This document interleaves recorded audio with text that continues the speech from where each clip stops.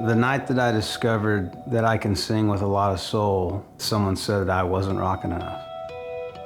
I remember sitting there and I was just thinking, like, you don't think I'm rocking enough? There's that big high note at the very end of Less Than Whole that I just went for it. Nobody should be less than whole. And I remember looking around and everyone's just looking like, and I think what that taught me was when you feel like you've hit a wall, just tear it down.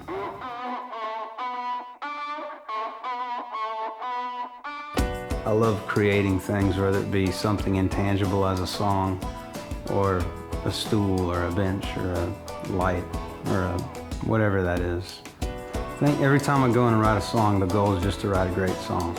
Through having the hits as a songwriter from Barefoot Blue Jean Night, Even If It Breaks Your Heart, and Angel Eyes, I've learned that a song gets heard if it's supposed to. And a hit's not a hit unless people get to hear it. And that being said, I love writing songs because there's so many levels to it. One song can mean one thing to one person and mean completely a different thing to the other person, and they both love it. And I hope people, when they come to my show and when they listen to my records, they just feel a hope and something bigger than us. Even when life sucks, you know, someone out there cares for you and you're loved. 5 minutes before a show, I usually am running around trying to find my in-ear monitors. And, you know, I think backstage you're just standing there alone in the dark. And I always try to remember, like, it took a long time to get to this stage.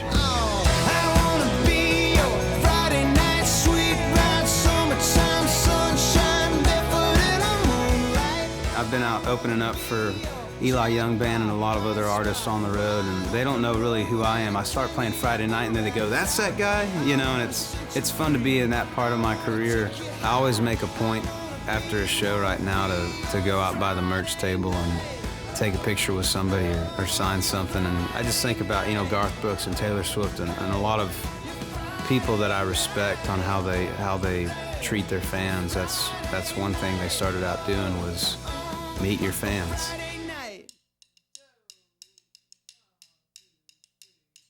For anybody to get on stage every night to where you might make a fool of yourself is pretty odd. So I'm glad that God allows me to be foolish enough to do this for a living, and I definitely try to pay attention to the words I sing and make sure they matter. I think this album's taught me to not be afraid to be me. Taught me to be aware of what I sing about and not be afraid of what instruments I put on a song or how big the beat is. Sometimes silence is loud, and sometimes loud it speaks to the quietest part of your soul. I'm not sure if I'll ever make an album quite like this first one. With the 11 songs on the album, I'll be proud to sing any one of those every night for the rest of my life.